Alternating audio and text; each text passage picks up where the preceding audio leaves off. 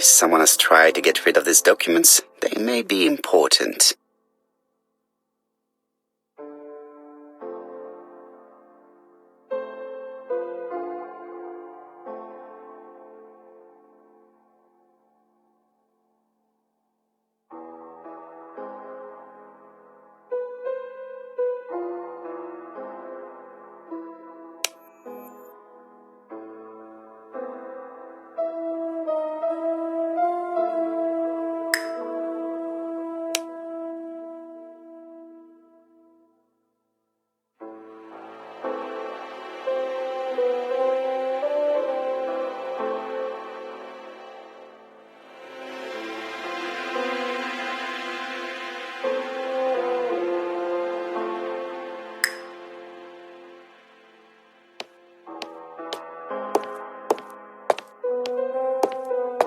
Hastings, it would appear that you are getting slightly thin on top. Really? I hadn't noticed.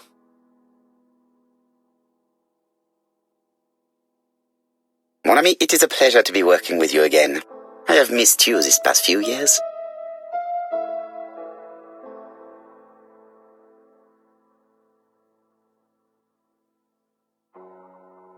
Royal Mathematical and Statistical Society's Bulletin, September. It's highly probable that the alphabet murderer will kill again.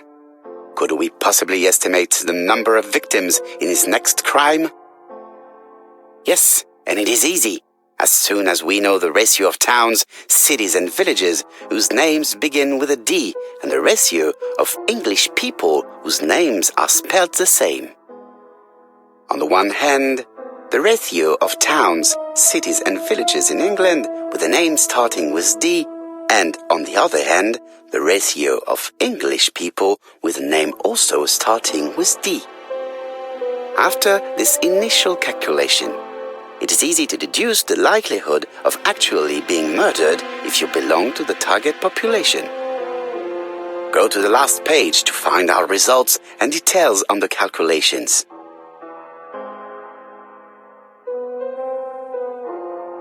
Daily Blag, August 31, 1935.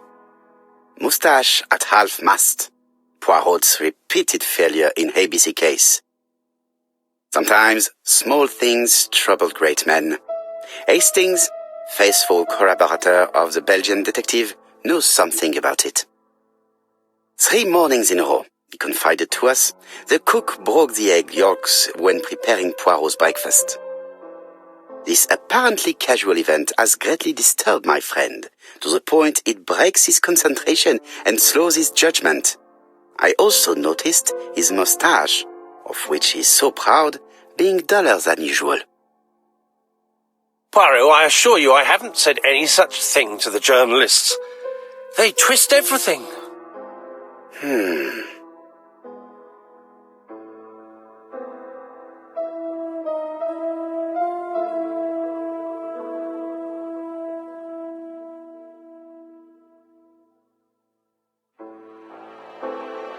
Poirot, since my return, I see that you have fewer grey hairs than when I last saw you. How is that possible?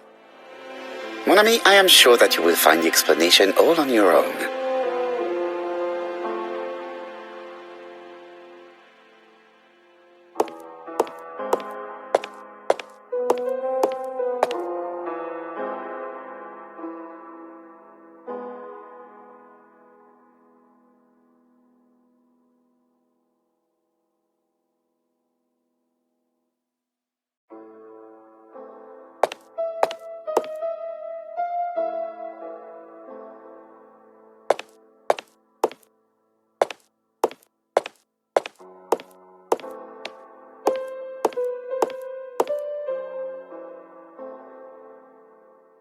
I do not need to make a telephone call at the moment.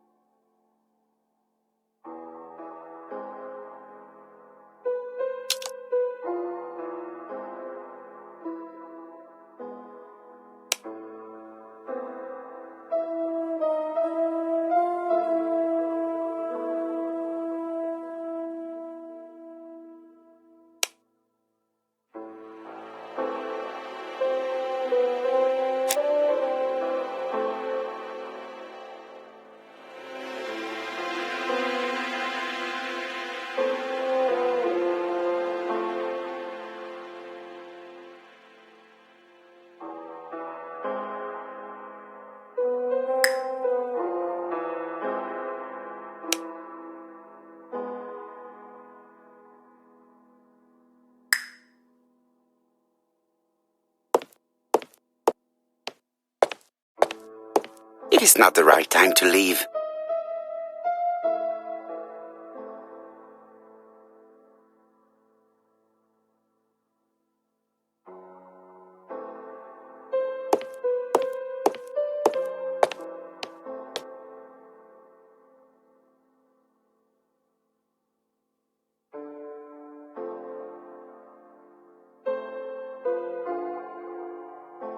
Hastings' photo album.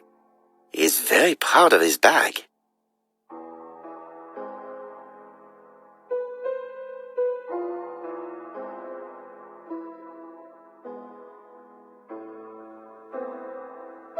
Churston, Devon, population 500 inhabitants. Hourly of trains. London, Churston. Trains of evening. London, 6:45 p.m. Newton about 11 a.m. Churston, 11:45 a.m.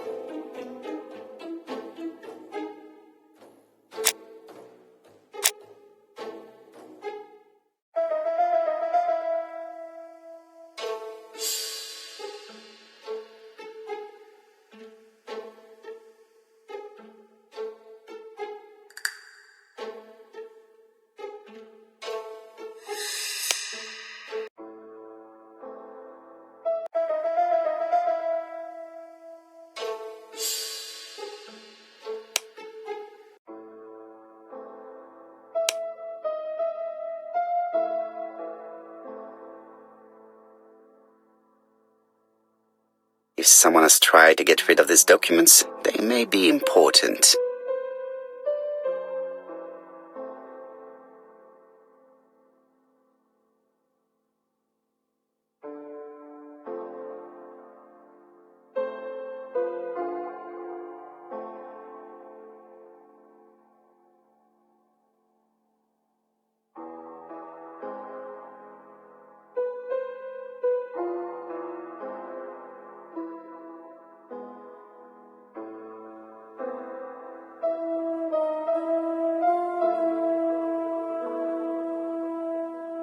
If someone has tried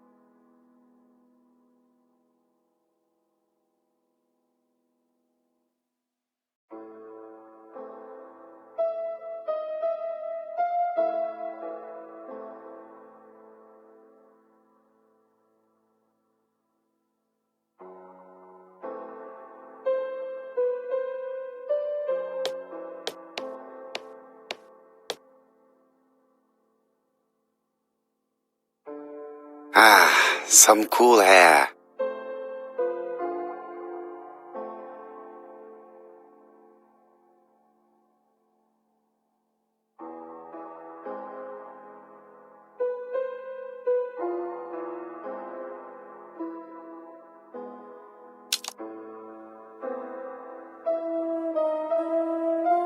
If someone has tried to...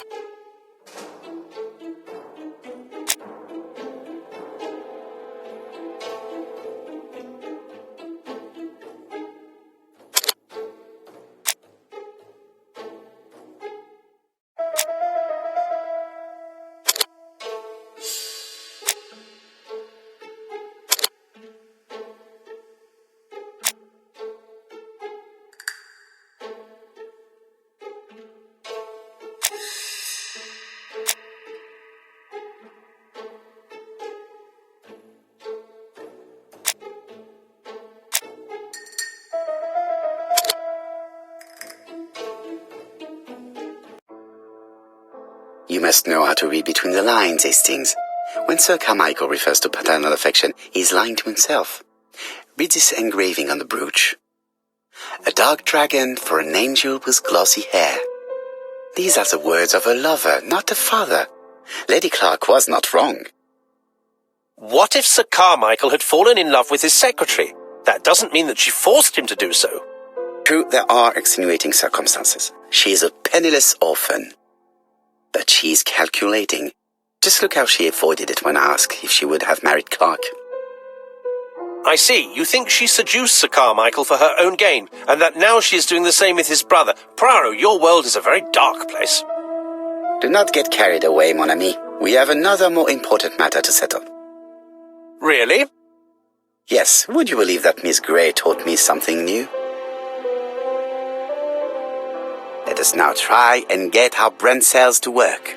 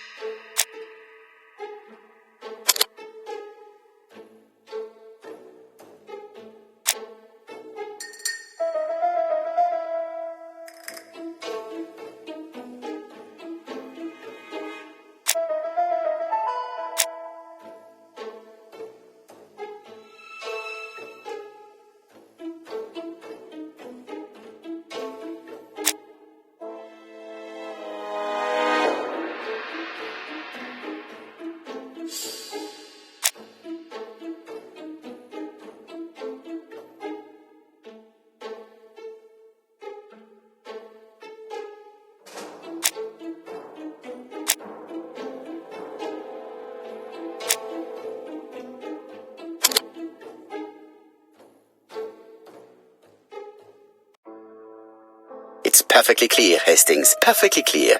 Indeed, a stocking seller visited Andover, Bexhill and Churston on the day of each murder. We have our suspect. This should be of interest, Job.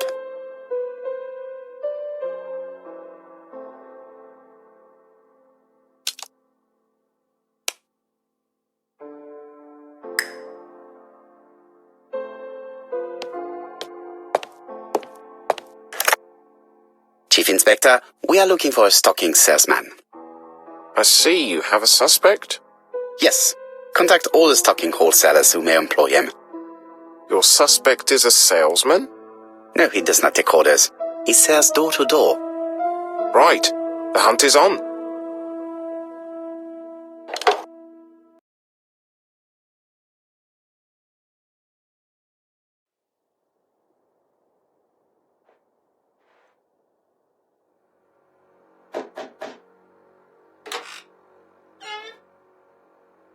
Are you leaving, Mr. Cust? Yes, I'm going to Cheltenham. You shouldn't travel today. You don't look very well.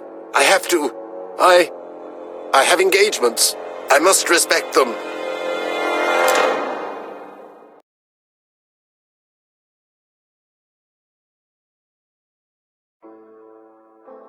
Can you get the post, Hastings?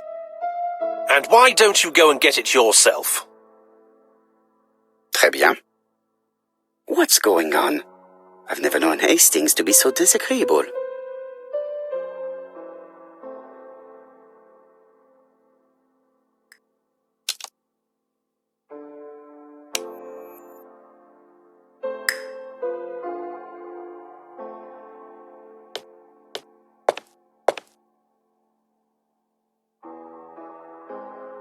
Ah, some cool air.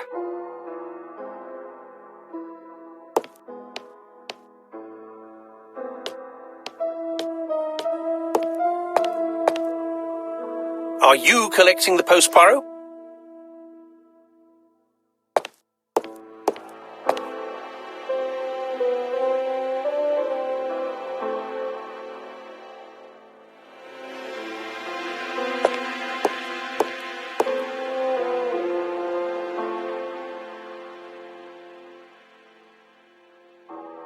Poor Mr. Poirot. I'm quite sorry for you.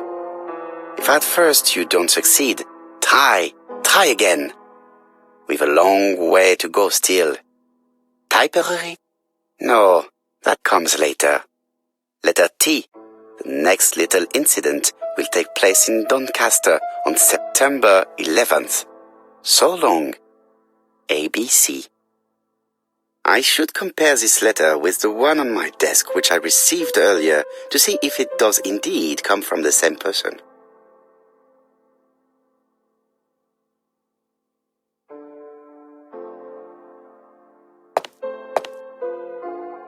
It is not the right time.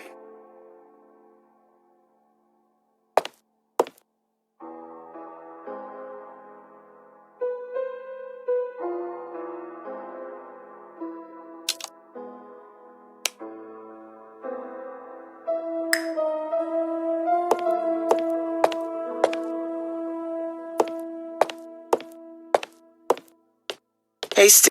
Yes? There exists an accessory, how shall I say, that can be fastened to the scalp and covered with your own hair. Let me be quite clear, it is not a wig. Come on, Poirot, I'm not losing my hair. It's just thin slightly.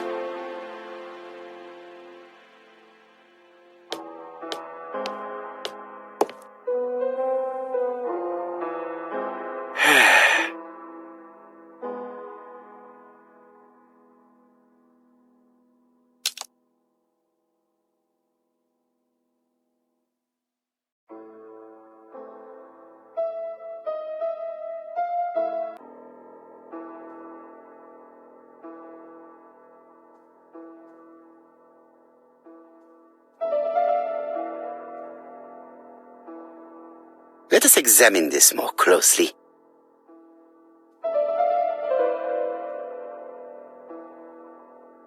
Certain characters in the two letters may have similar defects.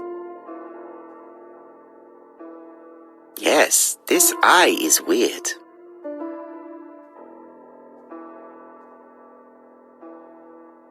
Yes, the A appears to be quite unusual.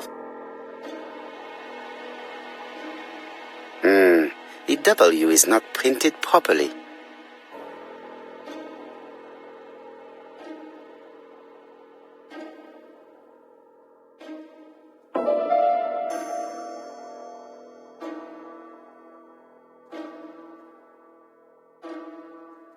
Let us examine the characters in this word. Let us examine the characters in this word. Let us examine the characters.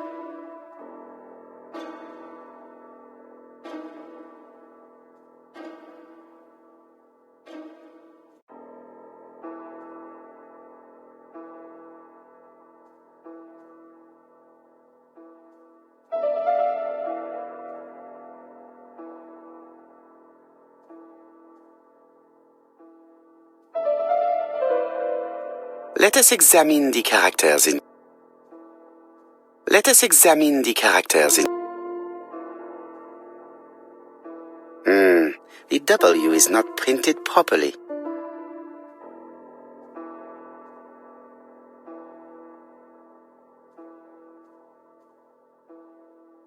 Yes, the A appears to be quite unusual.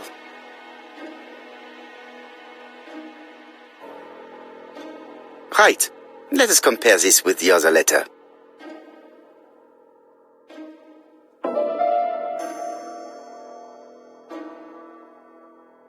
That's right. The A characters in the two letters do indeed have the same defects. I have to find some other similar defects to confirm my theory. Let us examine the characters in this word. Right. Let us compare this with the other letter.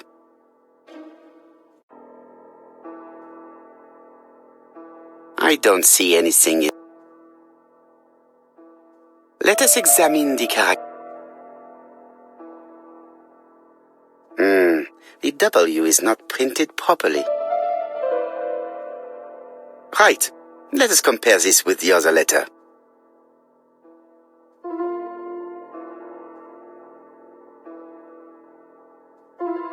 Of course, the W characters in the two letters do indeed have the same defects. I have to find some other similar defects to confirm my theory.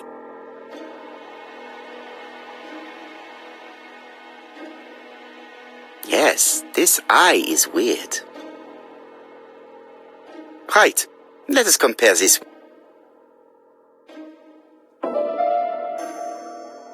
Yes, the I characters in the two letters do indeed have the same defects. My theory was right. These two letters were written with the same typewriter. Hastings, he strikes tomorrow. Chief Inspector Japp? He's on another line. Can I take a message? Yes, please, mademoiselle. It is from Hercule Poirot. Tell him ABC strikes tomorrow in Doncaster. He must call me back. Very well, sir. Bien, now I'm going to see what I can find from these burnt documents. I've received the product I need. Hastings, if you do not mind, I would like you to take a few notes. Yes, yes.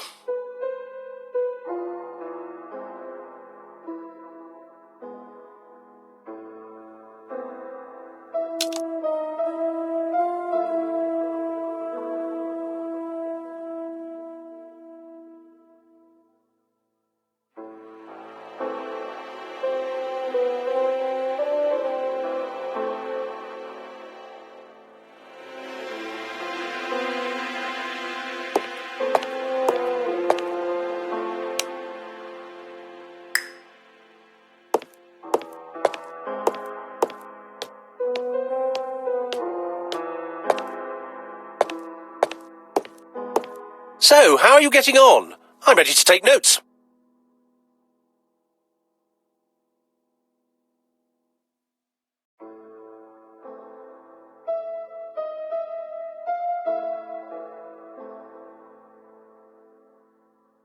It is not the right time to leave.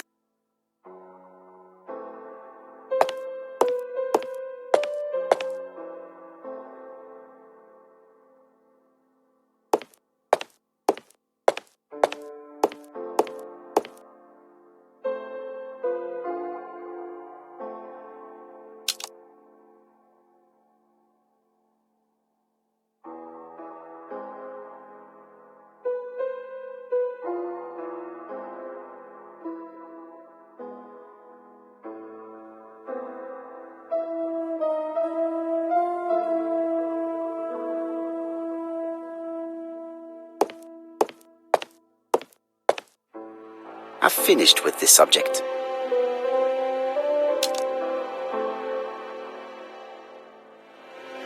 Poor Mr. Poirot.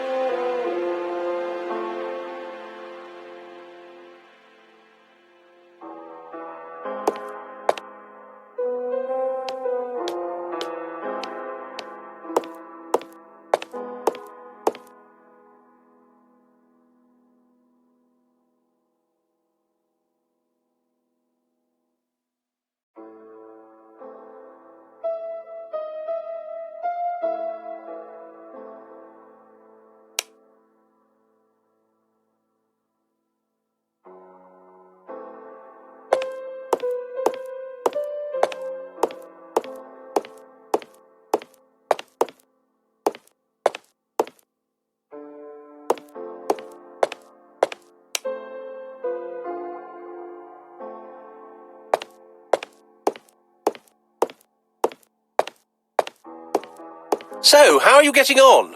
I'm ready to take notes.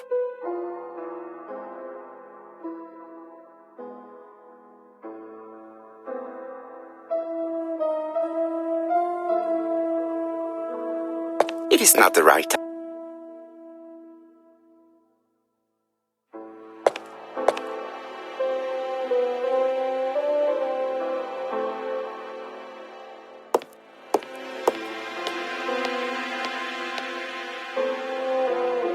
I do not need to make it.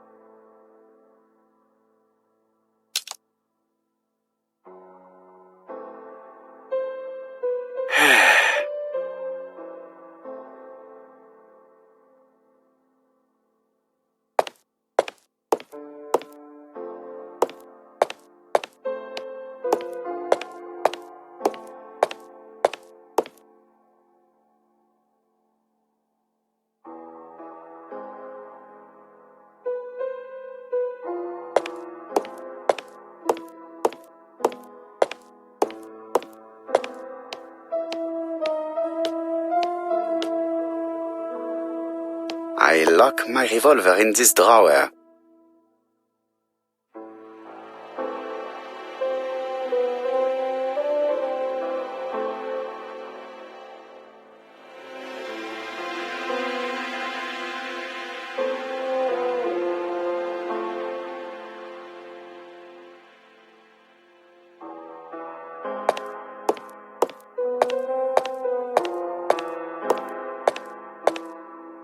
Now, down to work. All of this needs putting in order a little.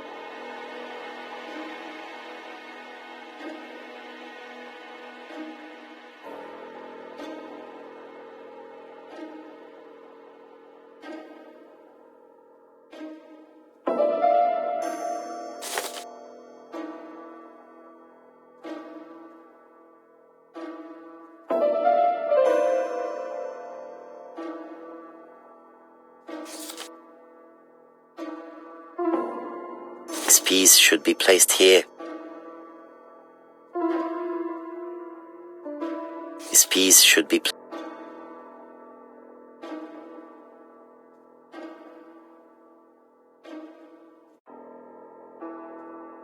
This page is finished. That's done. 3 more to go.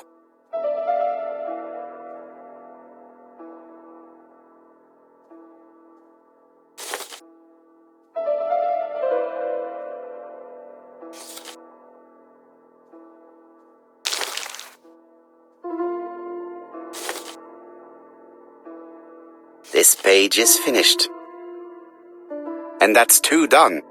It's easier than I thought.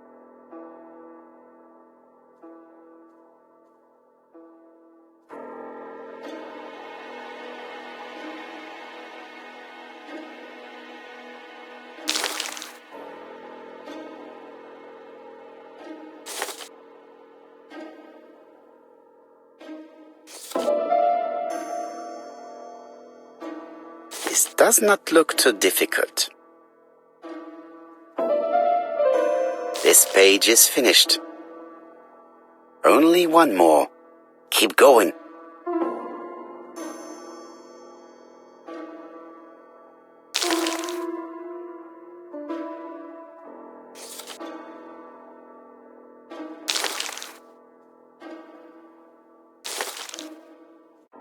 This page is finished.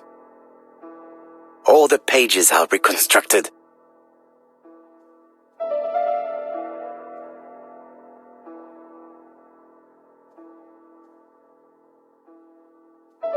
A dry cloth. A bottle of solvent.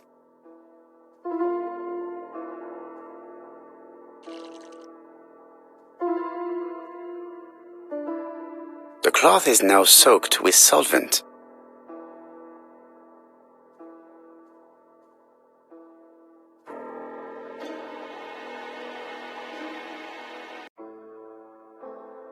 Got it! Make a note, Hastings, make a note. Mrs. Alice Asher, shop owner in Andover. Tracheitis, hemoptysis, prescribed laudanum. I got it. Look. Poirot, where on earth did you find these files? On a fire at the bottom of the garden at Comside. All right, but where did the person who burned them find them?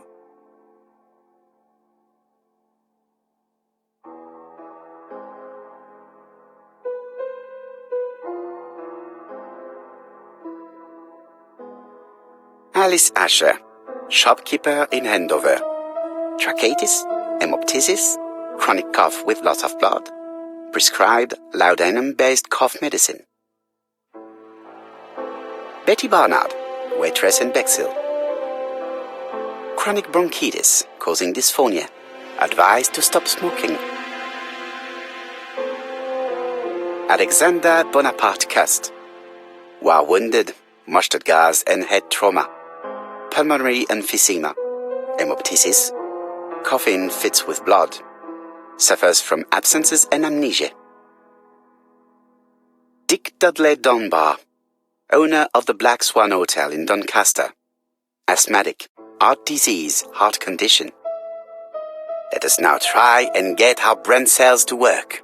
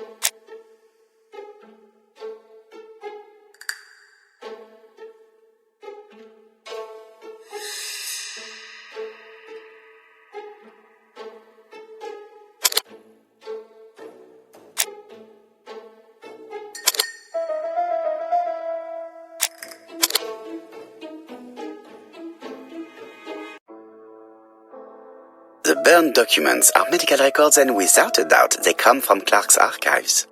First of all, because all the patients have throat conditions. And secondly, their name starts with either A, B, C or D, and it is precisely the files that match these letters that have been tampered with. But why burn these files? How come the names of the two victims appear on them? And who are the two other patients? These are very good questions.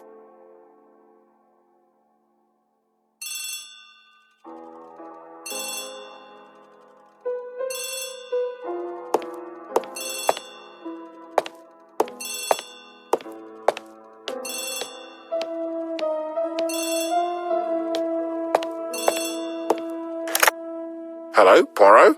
Any news, Chief Inspector? You wanted a stocking seller? We have one. Reported by his landlady, who thought he was behaving suspiciously. He has the most unbelievable name.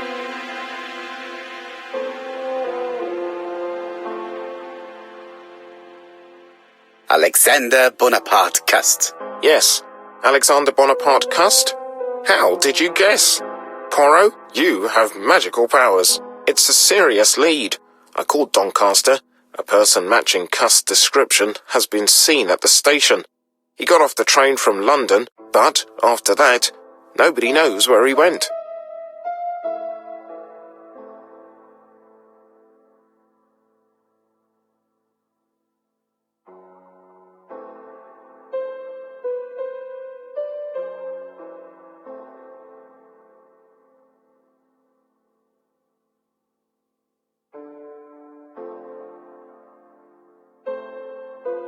Look for him at the Black Swan Hotel. What? How do you know he's there? Trust me, Chief Inspector. You appear to be very sure of yourself. Very well, I'll call the Black Swan straight away. The owner is going to get a shock when he learns that there's a murderer under his roof.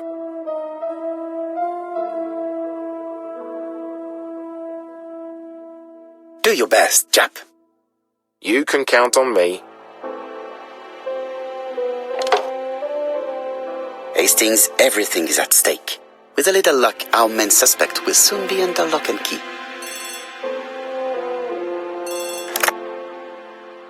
So, has Cust been arrested? Yes, the Doncaster police are sending him by train. That is good news. But why so gloomy, Chief Inspector?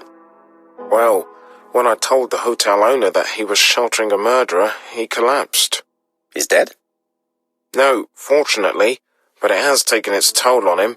It has to be said that with his name starting with the letter D, he had every reason to fear Cust.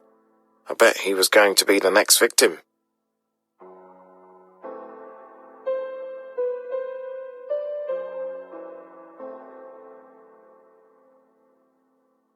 Come now, Chief Inspector. He's at the hospital and the doctors are taking good care of him. You think so? Of course. Do not feel down, Chief Inspector. Let us focus on our investigation. While we're waiting to question Cust, we could search his room in London. Where does he live? The Marbury Guest House.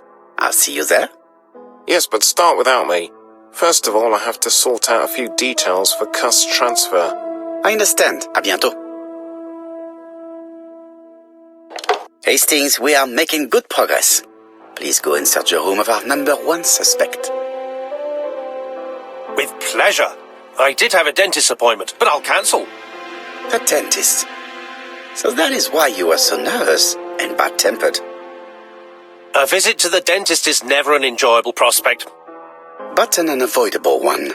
Go to your appointment, Hastings. I will manage on my own.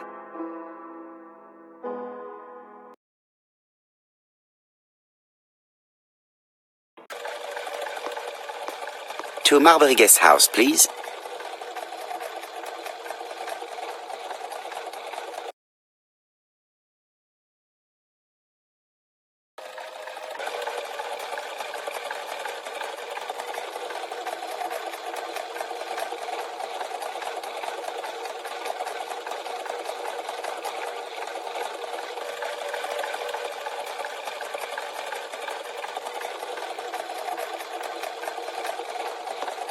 Marbury.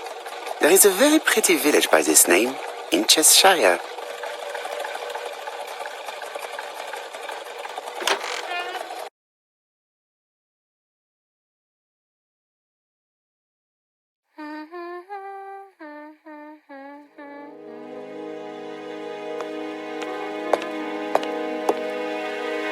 It is a very beautiful piano.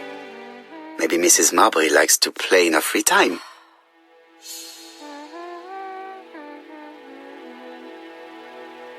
It is a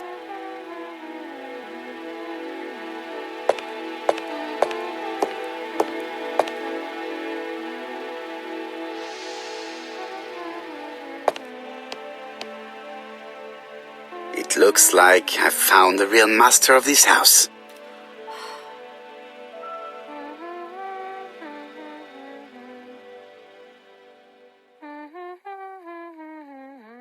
There is no need to worry about the household cat.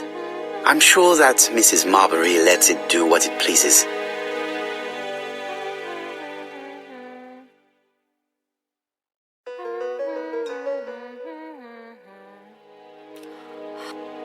How do you do? You must be Mr. Hercule Poirot. Chief Inspector Jupp told me that you might be coming.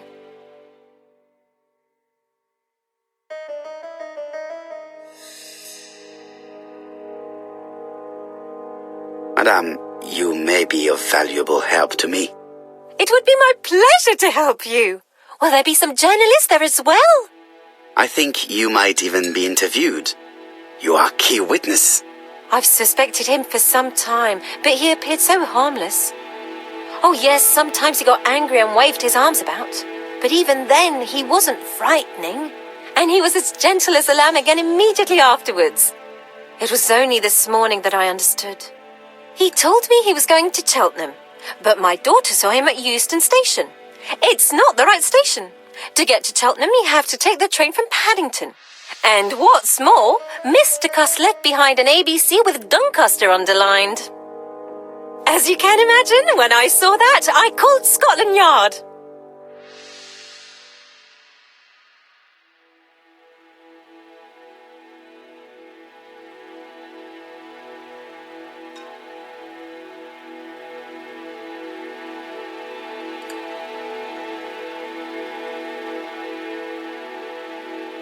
Well done.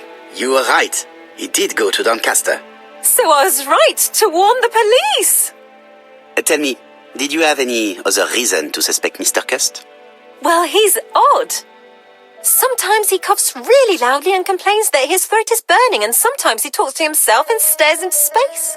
He told me that it was because of a wound he got in the war. His head hasn't been quite right since, he said. And then he was in Churston when that millionaire got murdered. I found his train ticket when I washed his coat. He didn't want me to wash his shirt. He washed it himself. But I did see big brown stains on it.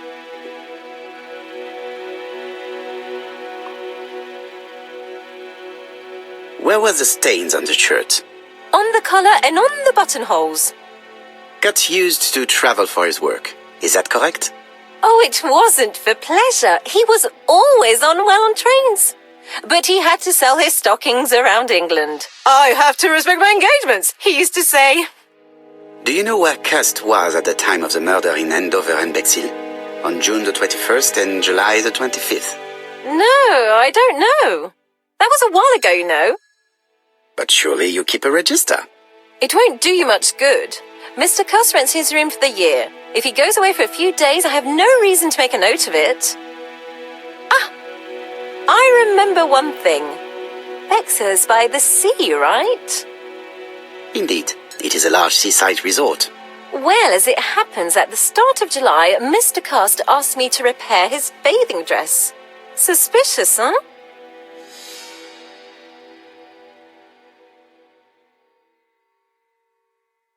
Very interesting. Please continue. I also forgot to say that he started buying newspapers that talked about the case.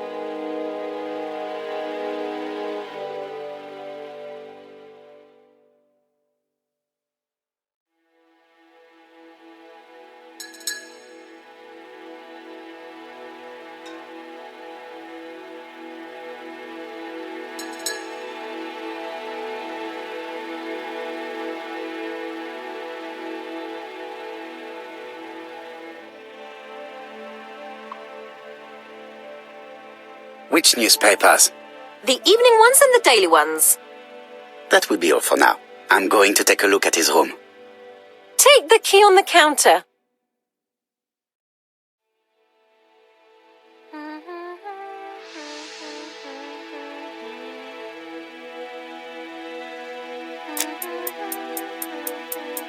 This woman appears to be in a good mood.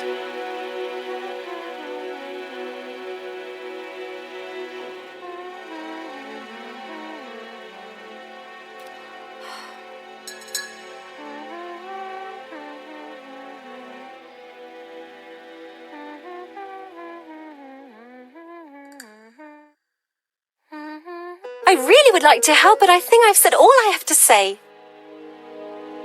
Mrs. Marbury is in a good mood. She's working very precisely in producing incredibly thin peel.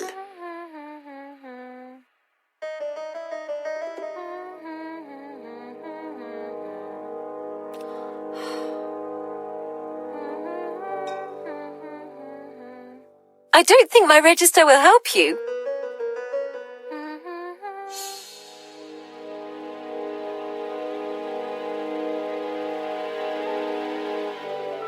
The truth is becoming apparent, and I have something to say to Mrs. Marbury.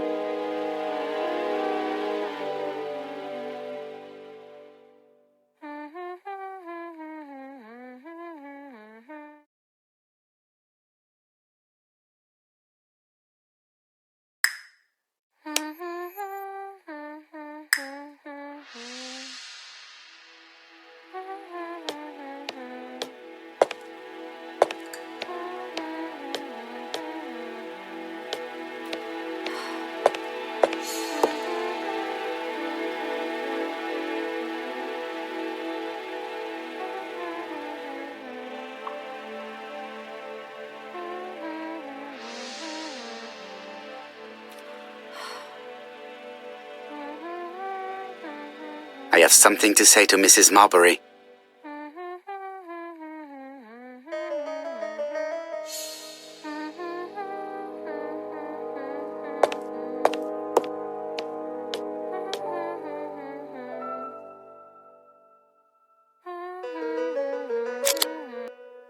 Mrs. Marbury, if I am to believe the register, you rented room 306 to a certain Mr. Fishman on the day of the Bexhill murder?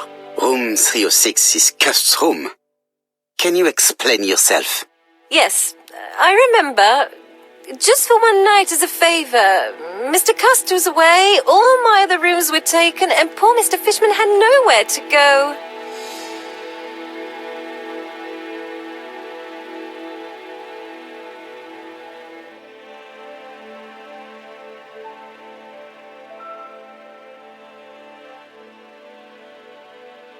You rented the same room to two people. Very profitable, but quite illegal. But I didn't harm anyone. I was only helping everybody out.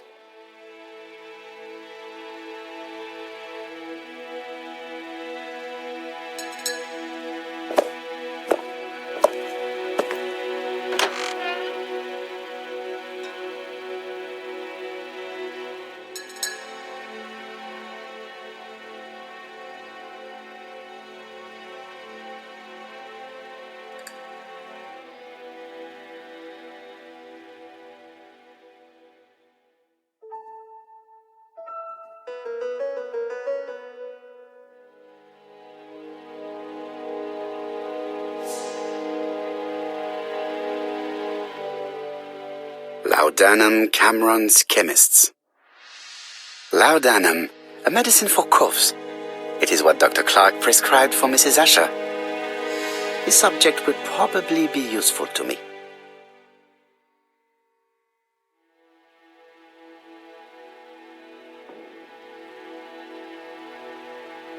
Diethyl barbituric acid, Johnson Company.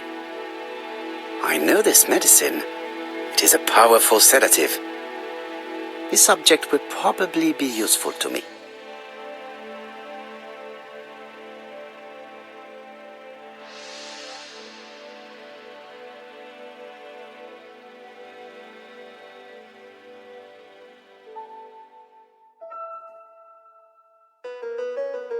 How hopeful.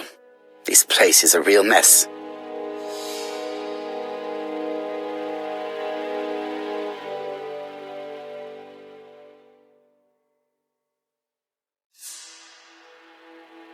The least we can say that Mr. Cust is not very concerned about order and balance.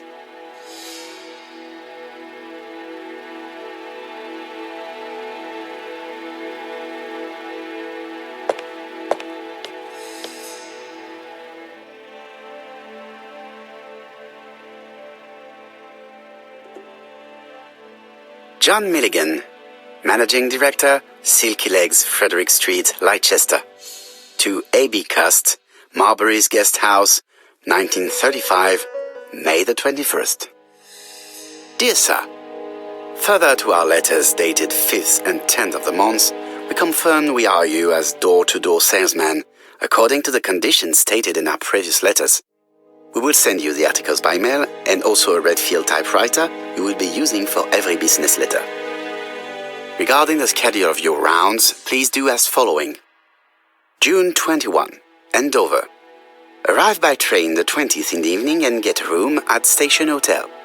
Start your turn in the north part of the town. This letter establishes that Cust went to Andover, but the ink has hidden the destinations of his other trips. I know from Mrs. Marbury that he went to Churston. I just have to show that he went to Bexhill, and I will have proved that he was present at all the crime scenes.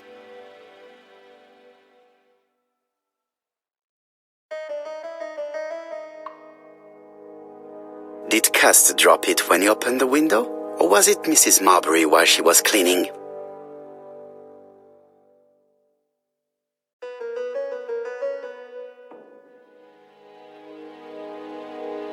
A long-bladed knife, a murderer's weapon. This object would probably be useful to me.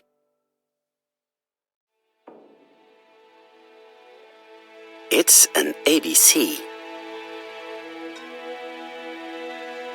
Cust is parsimonious. He keeps his pencils and sharpens them until there is nothing left. It is clear that he did not grow up in luxury.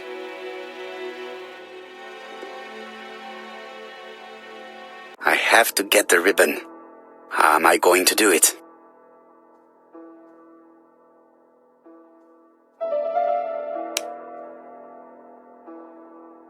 A long-bladed knife, a murderer's weapon.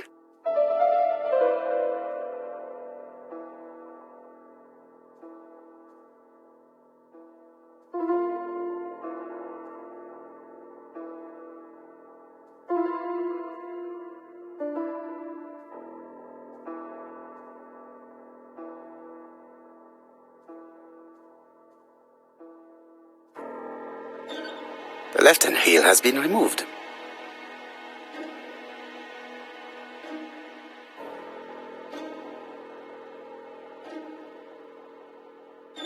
The right-hand heel has been removed.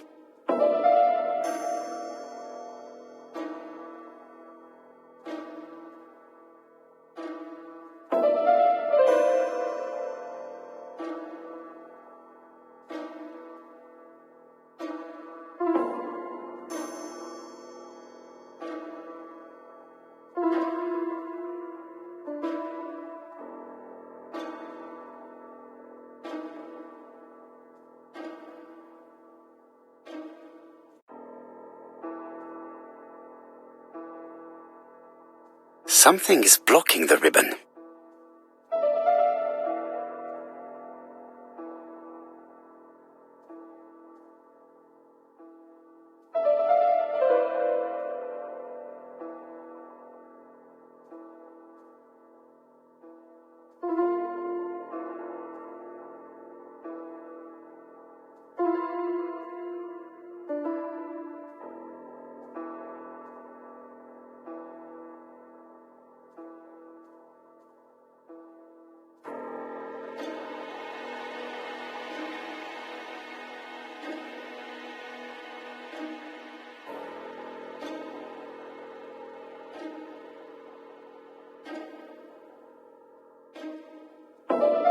Something is blocking the ribbon.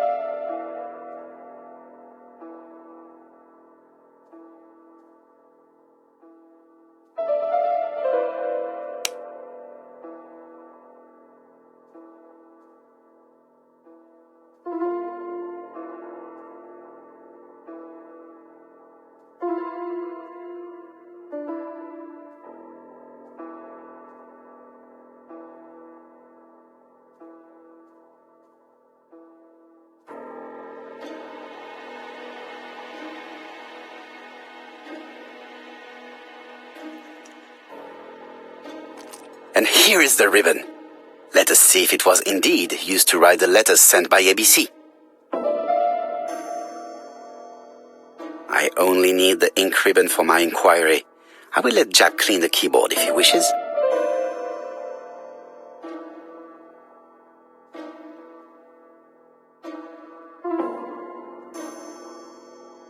All the letters announcing the murders were written on Cust's typewriter.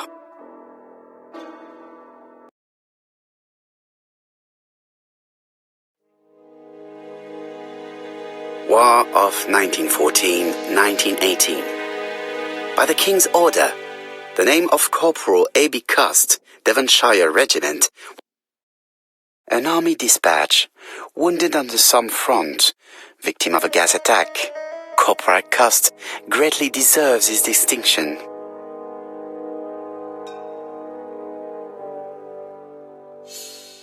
ABC guys, enough to sign about a dozen murders. It's closed.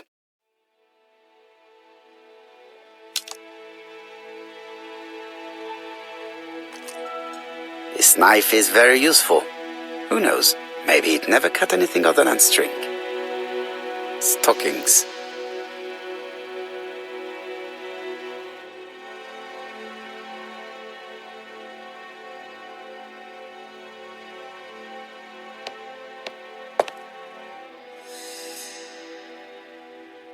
Trousers, white shirts. Everything has been washed very well.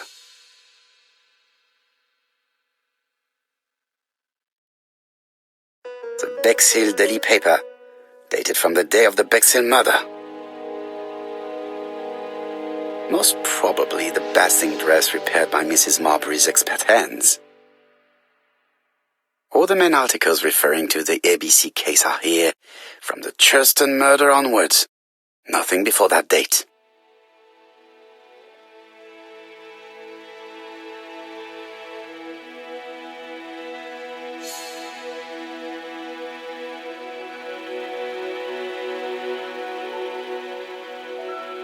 ABC guys, enough to sign about a dozen murders.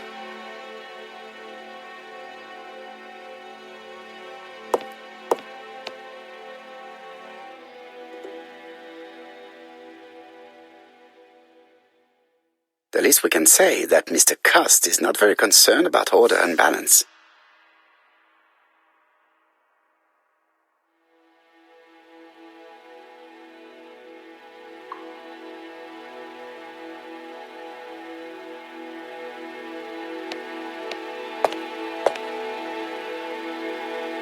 This dark stain, it could be blood, but goodness knows how long it has been there. Let us now try and get our brain cells to work.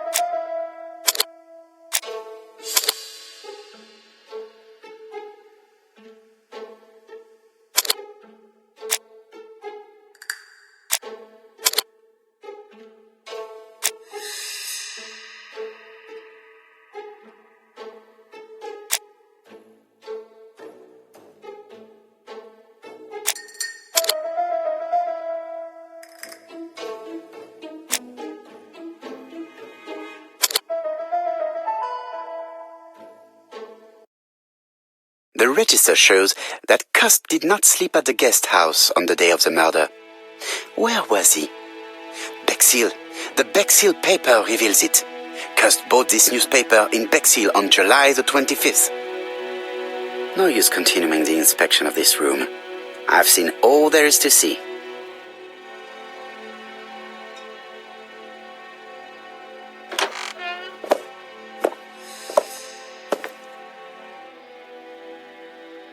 Goodbye, Mrs. Marbury. Thank you for your help. Bye. Ah, Chief Inspector. I was about to leave. Good evening, Chief Inspector. Welcome. Please excuse me, I must go to the kitchen. I'll leave the key of Mr. Cust on the counter.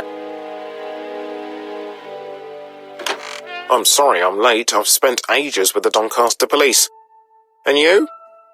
I have established one fact. On 3 occasions, Cust was at the scene on the day of the crimes.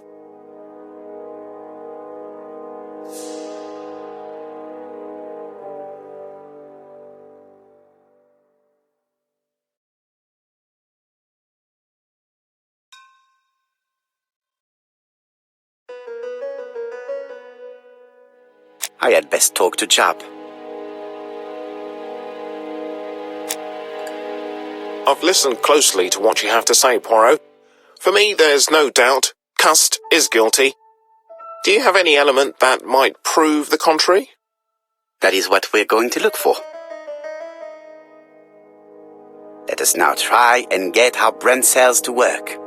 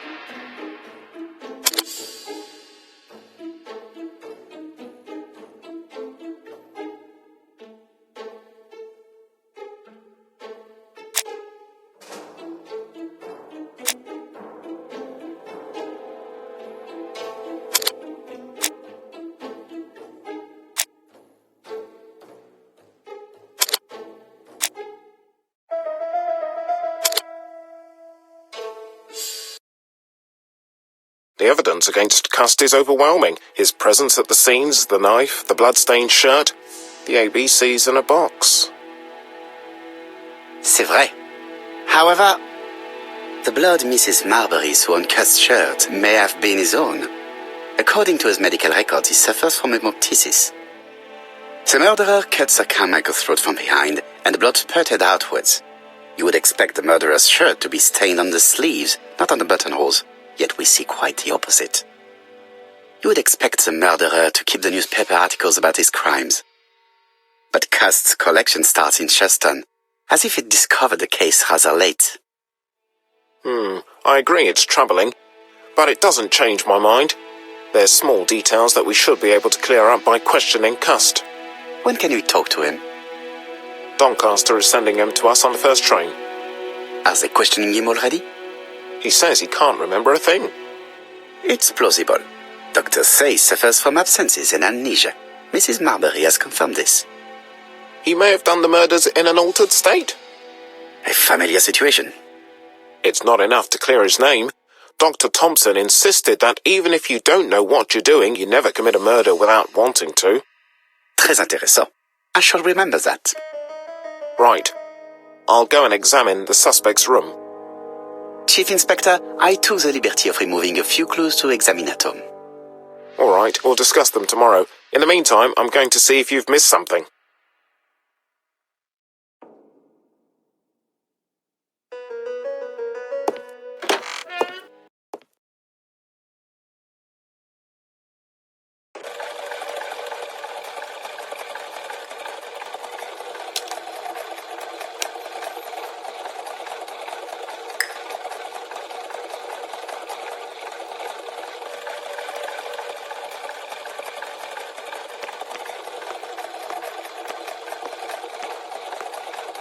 To Scotland Yard, please.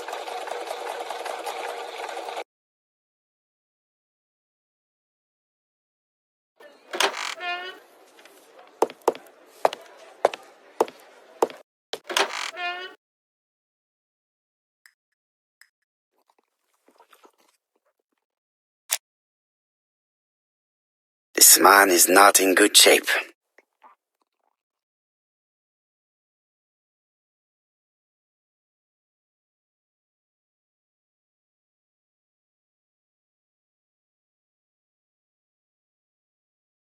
He is worried and very tired, and other police have been hard on him.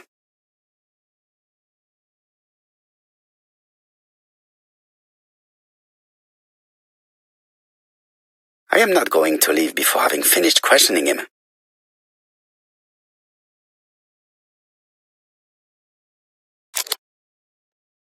What do you want from me?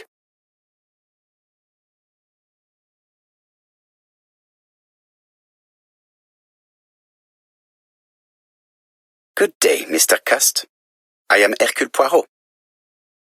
Ah, you're the detective.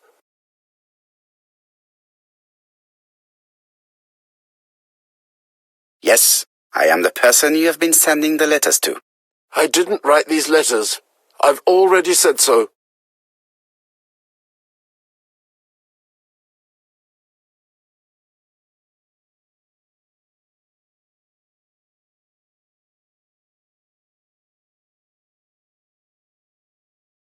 Maybe you forgot that you wrote these letters. Yes, it's true. Sometimes I forget.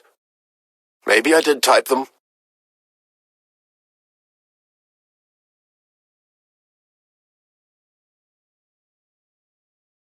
Are you capable of murder, Mr. Cust? All these questions are giving me a headache.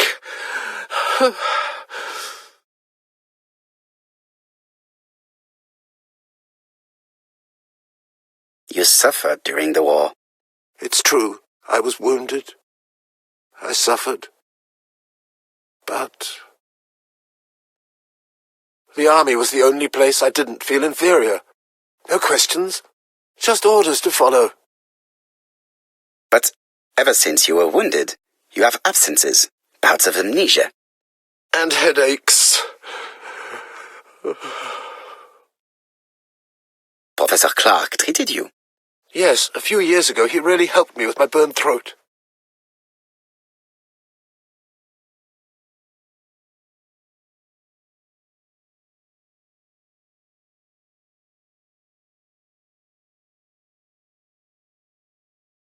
Of course, you never considered killing a doctor who took such good care of you.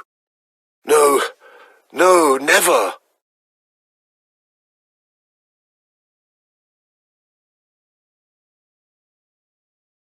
Do you deny being at the scene of the crimes? So? There was no harm in being there. It was only for my work.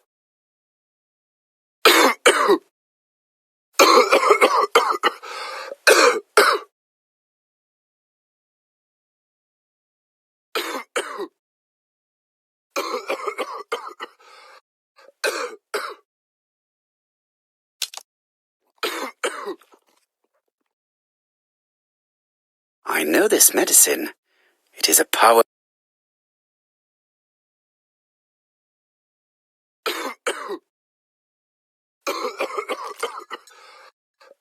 Take this. It will help you. Thank you.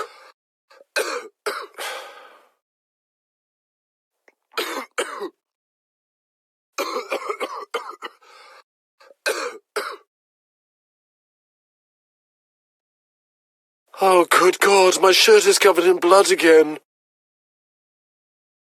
Bon.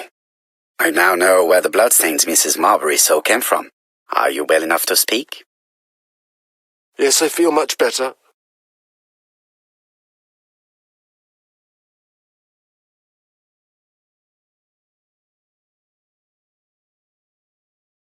You were seen at all the crime scenes. Yes, I was. I travel a lot, but not for pleasure. I am terribly unwell in trains. But I had to respect my engagements. My employer gave me very precise written instructions about the towns I had to visit. Let's see. The company you claim to work for, Silky Legs, has never heard of you. And as for these letters they sent you, they were written on your own typewriter. The company sent me the typewriter when I started working for them. Yes, but the letters were received afterwards.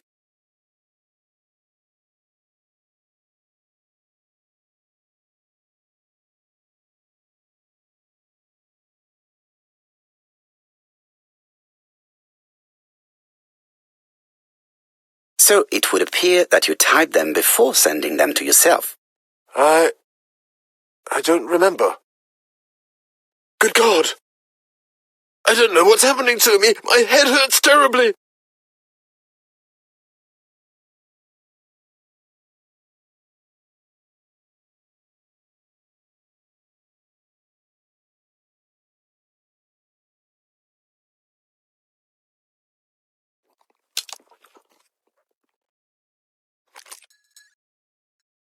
Take this.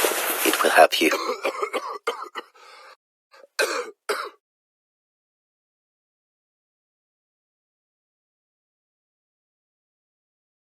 Oh, I think I'll be fine.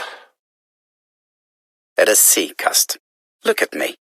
You know very well that you committed these murders? Yes, I know.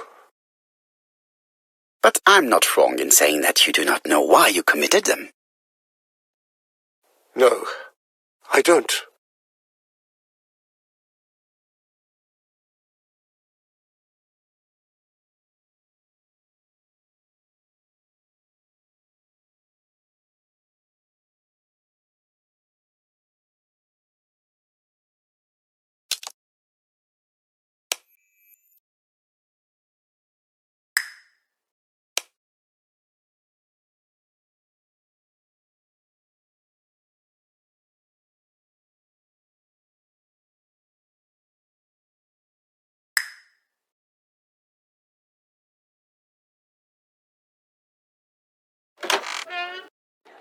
And what conclusions have you drawn? Plenty. It might help us to understand him a little better. Let us now try and get our brain cells to work.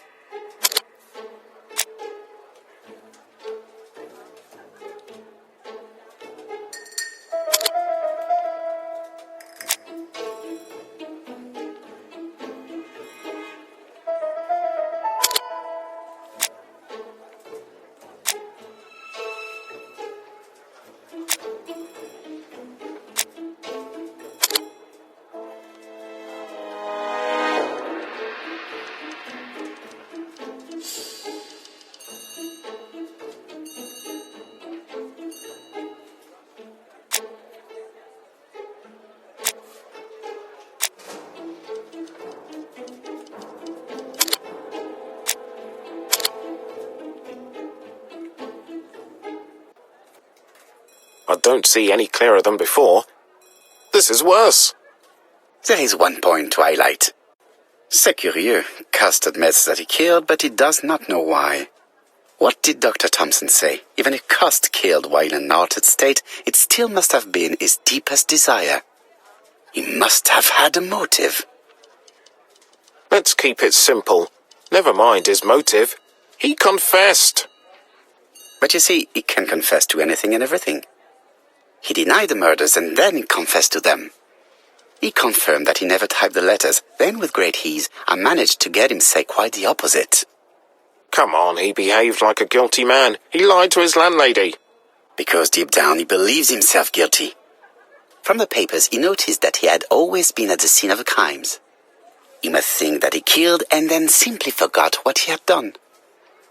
How can you be so sure? Let us look at his psychological profile. You will understand my point of view. Let us now try and get our brain cells to work.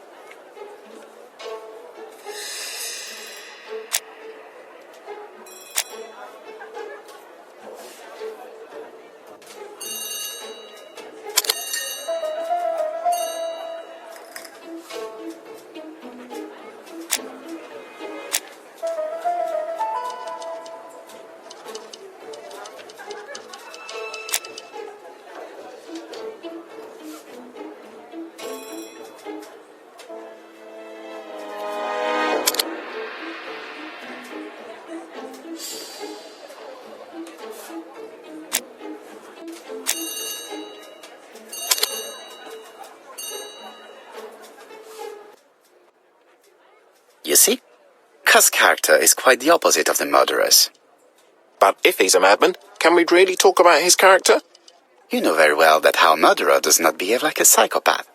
Apart from the signature, there is no ritual or repetition in the choice of victims. Very well, you're right as always. So we have no confession, no culprit, no suspects, nothing. And all that after 2 months of inquiry? What should I do? Have faith. Just give me 24 hours.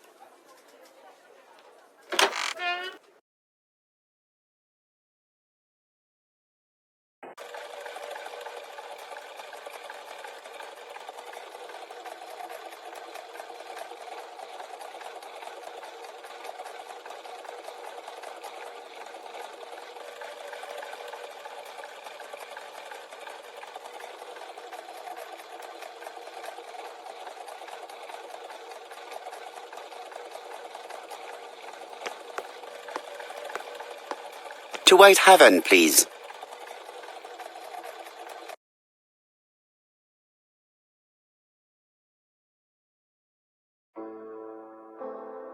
Cust's arrest is a great success for you, Poirot. It's all clear now, except maybe 1 or 2 details.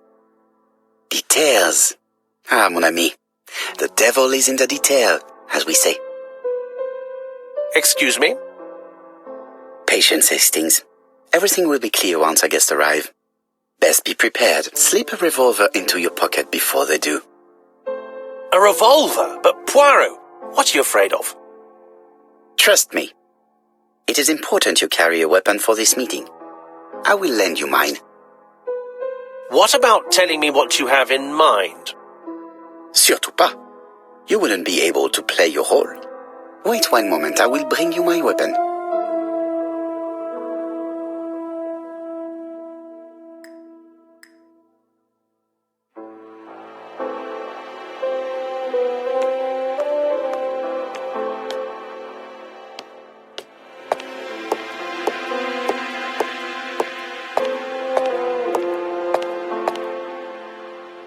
The white ammunition are blank cartridges. The others are real bullets.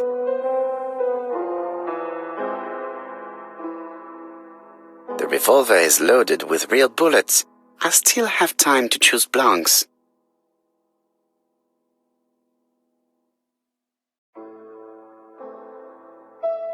The revolver is loaded with blanks.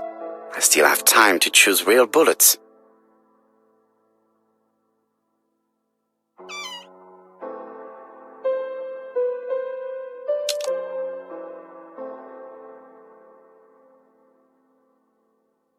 My revolver is loaded. I now have to give it to Hastings.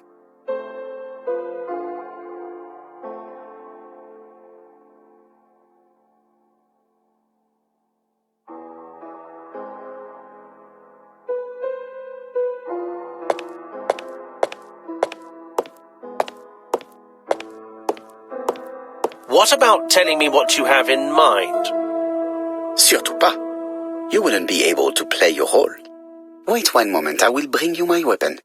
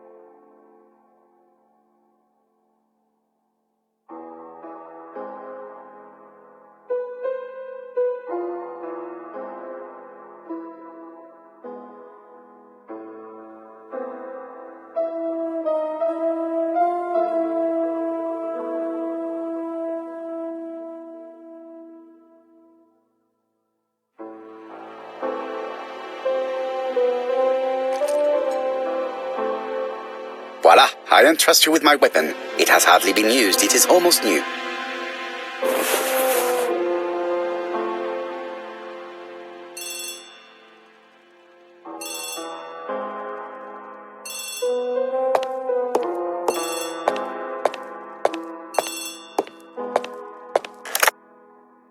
Chief Inspector, is that you?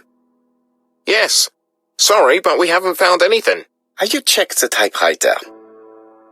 And the packaging, the letter, and the ribbon reel.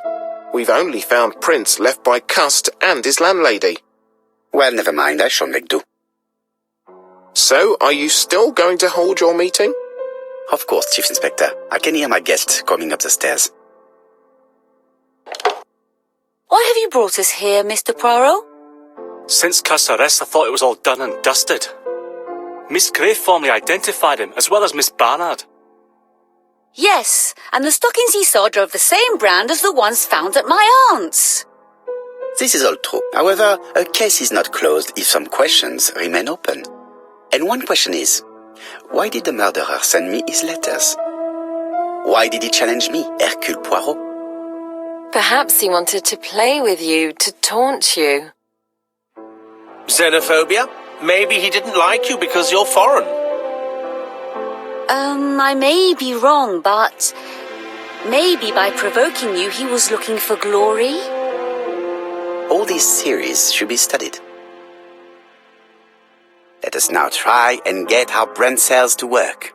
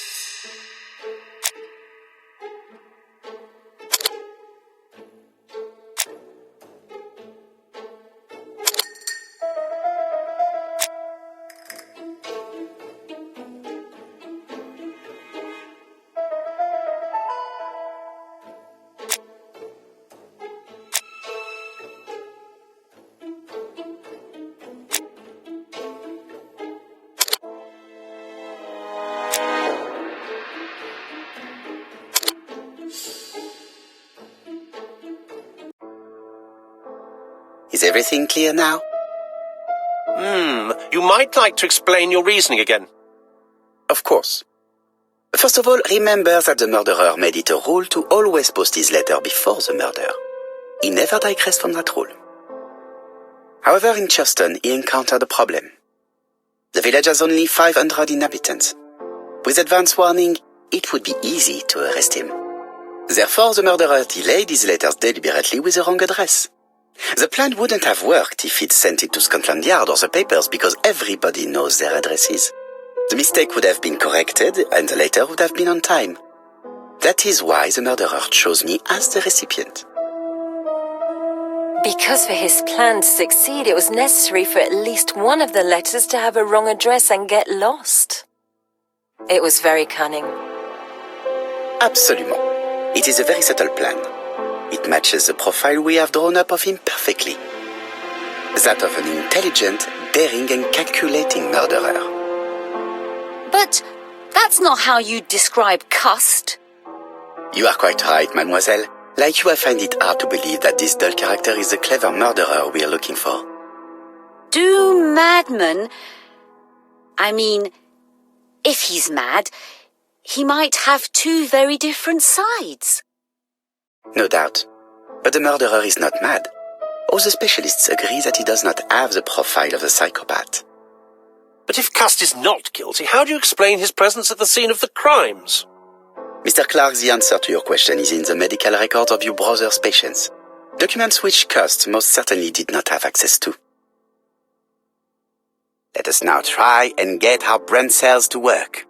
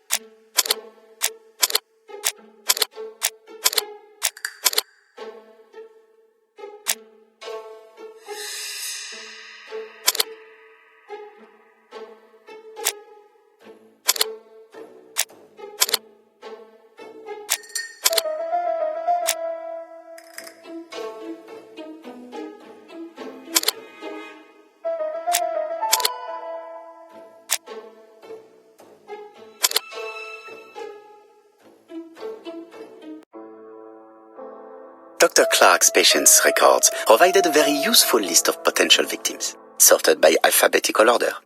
The killer definitely used it, explaining the fact that all the victims were former patients of the doctor. It is this fact that clears Cust once and for all, because he never had access to these records. So how did he happen to be at the scene of the crimes? Either the murderer sent him there, or Cust was following him closely. Cust's highly suggestible nature leads us to the second hypothesis. The murderer was manipulating him. He systematically sent Cust to the towns where he was going to strike, so that the suspicion would land on the poor man's shoulder. That's evil.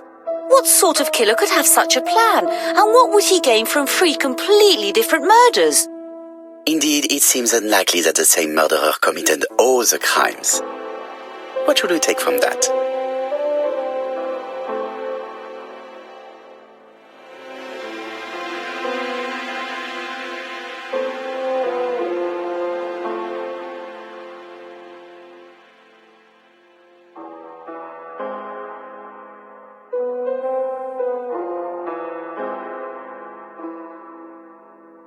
Just one murder was of benefit to the murderer, the others were just diversions.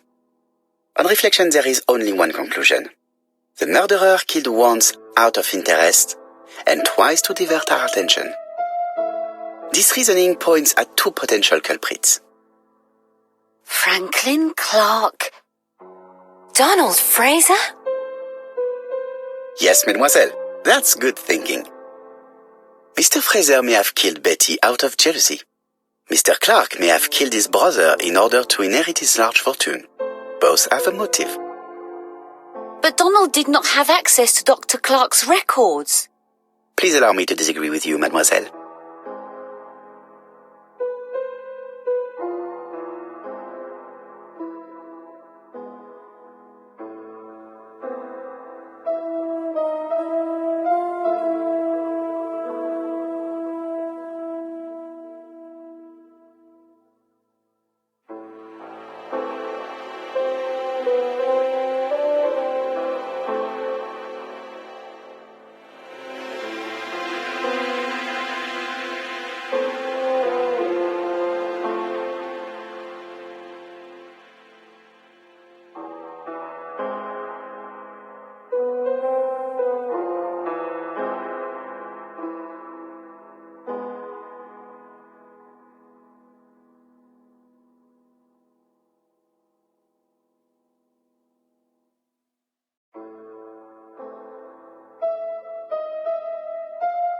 Donald, too, has been treated by the doctor.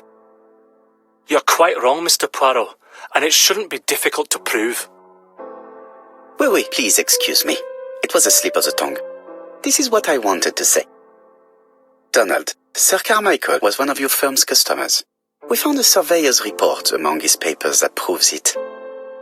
It doesn't prove that I went to Comeside. You could have done it, and you may have used the opportunity to take a look at Sir Carmichael's records. You think I'm guilty? You or Mr. Franklin Clark? That's ridiculous. Both of you have a motive. The question is, which of you has the profile that most resembles the murderer? Let us now try and get our brain cells to work.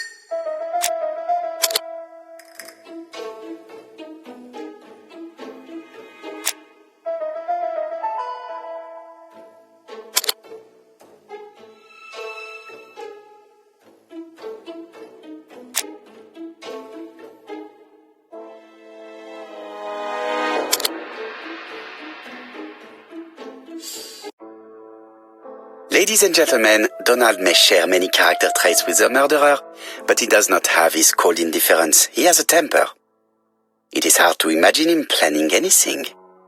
Also, jealousy is his motive, and crimes of passion are rarely planned. Right, I suppose it's my turn to be subjected to the same scrutiny. Absolument, Mr. Clark. Let us now try and get our brain cells to work.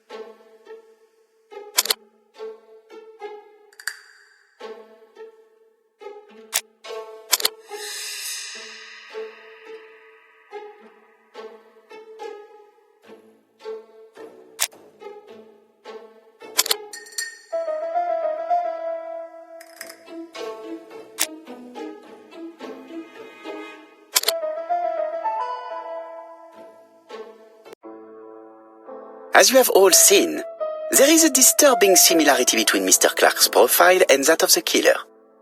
In actual fact, it is exactly the same. Mr. Poirot, your psychological studies are interesting, but your conclusions do not add up. Why would I have wished my brother's death? The inheritance is lawfully mine. I just have to wait. No, you had to act quickly.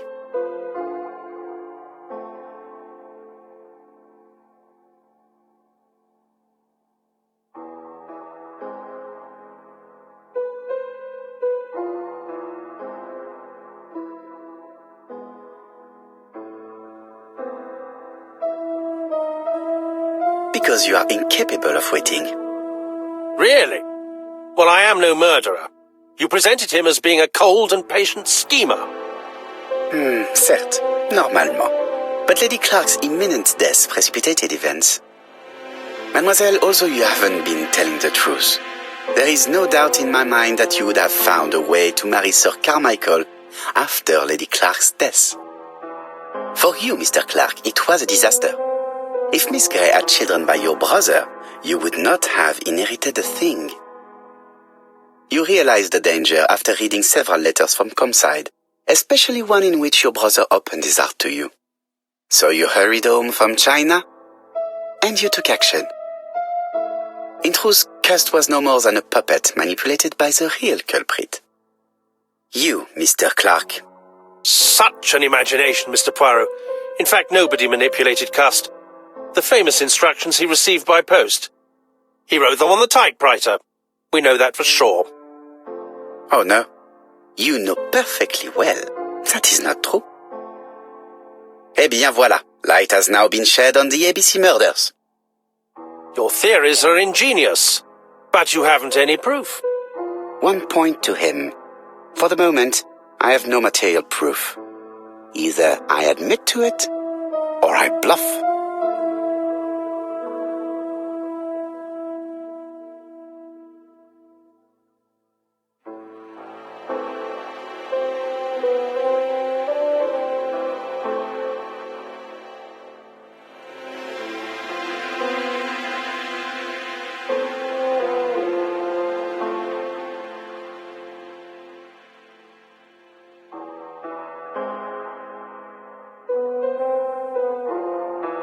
One thing proves it. The prints you left on Cuss' typewriter. Enough. Oh, of course you wiped the typewriter before sending it. But not carefully enough. Scotland Yard has found your print along with those of Cuss. I understand why you never wanted to lend me your new typewriter, and why you were searching through your brother's things. And the hole you dug on the moors. What did you hide there? The knife you used to kill your brother? Game, set, match. You win, Mr. Poirot.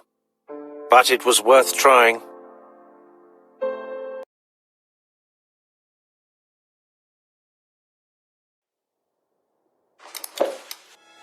Don't come near me! I'll never let you take me, Mr. Poirot!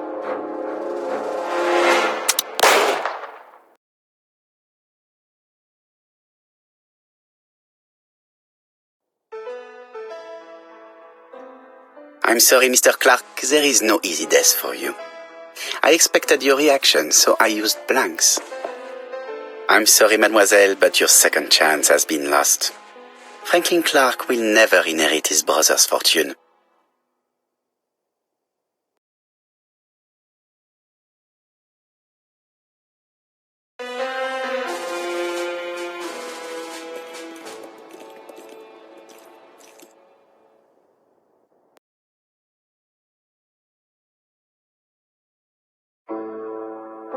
Disappointed at having missed the chance to become Lady Clark, Thora Grey left England. Donald Fraser and Megan Barnard married. On Poirot's recommendation, Mary Drower started to work for Lady Clark. The elderly lady's condition suddenly took a turn for the better. And a few months later, to Dr. Logan's great surprise, she was back on her feet again. According to this eminent physician, it appears to be an extremely rare case of spontaneous remission. Lady Clark has enjoyed very good health ever since.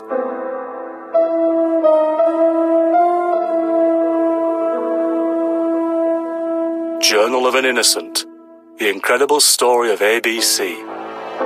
As for A.B. Cust, after being advised by Poirot, he made a great deal of money by selling his story to the press.